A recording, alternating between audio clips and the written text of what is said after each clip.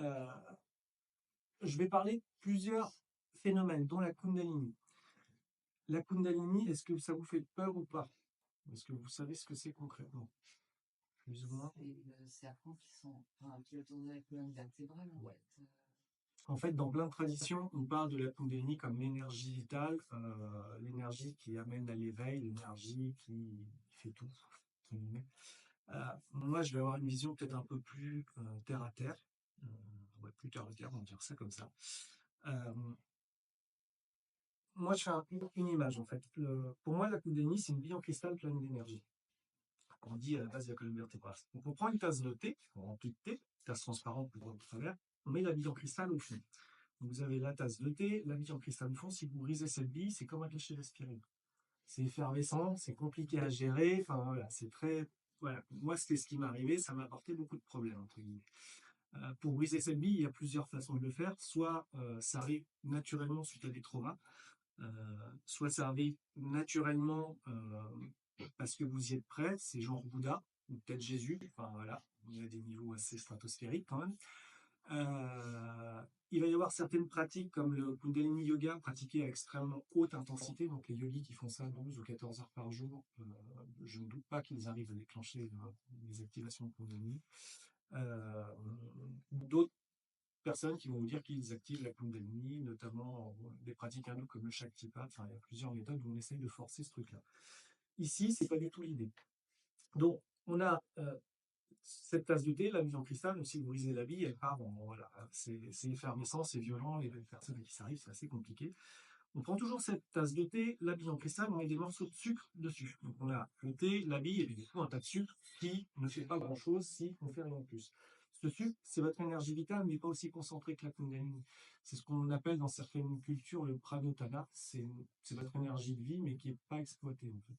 L'objectif des méthodes ici, c'est justement de touiller le thé pour que ce sucre se diffuse dans votre corps, mais sans briser la bille en fait. L'intérêt, c'est que on n'est pas là pour faire des activations Kundalini. Même si le terme des méthodes sont Kundalini activation, je vous expliquerai pourquoi après. Moi, c'est pas mon but en tout cas, et c'est pas l'objectif que je vise pendant les séances. Il est possible que ça arrive si vous y êtes prête ou si vous avez déjà eu un éveil de Kundalini. Rien n'est exclu. Si vous avez eu ce type d'expérience, votre énergie va se déployer, mais c'est comme moi, après, ça aide en fait à le gérer. Il n'y a pas de. C'est pas violent. Ok? C'est bien clair? Euh, Donc ça, c'est tout ce qui va être Kundalini activation ou inner dance. En breathwork, c'est un peu la même chose, sauf que on a une bouteille d'eau avec de la terre mélangée. Vous avez laissé la terre descendre au fond, donc on a de l'eau et de la terre au fond. On secoue la bouteille pour tout remettre en mouvement et purifier ce qui va purifier. Le breathwork est un peu différent puisqu'en intensité, c'est plus violent, entre guillemets, que la Kundalini activation. Donc voilà pour les explications de la Kundalini. Mais l'objectif de mes pratiques, en tout cas, moi, c'est certainement pas de veiller la Kundalini chez les gens. Okay. Si on ne l'active pas, en fait, ça fait quoi en fait? Alors, les pratiques qu'on fait ici, en fait, une activation de Kundalini, il y a des personnes qui vont vous dire, ou un éveil de Kundalini, en fait, il y a plusieurs termes. Mais on arrive justement à la terminologie.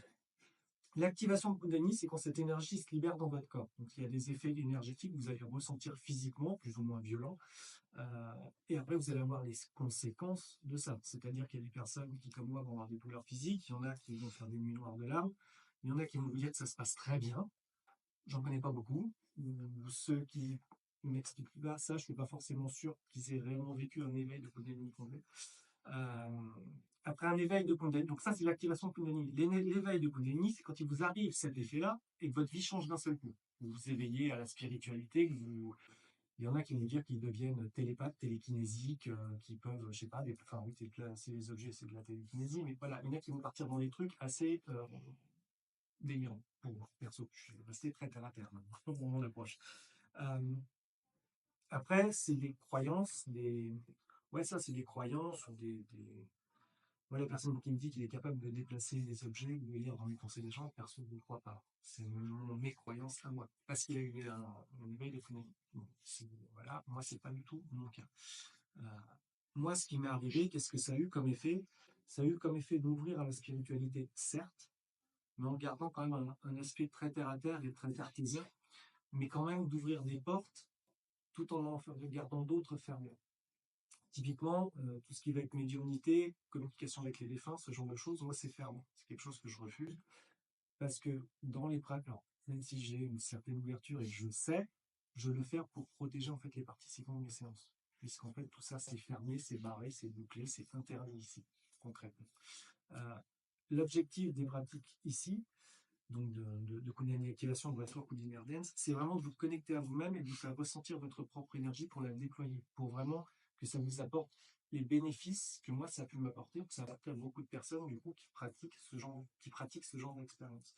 Mais l'objectif, c'est vraiment une reconnexion à soi et une ouverture de libération et un apaisement. C'est vraiment ça.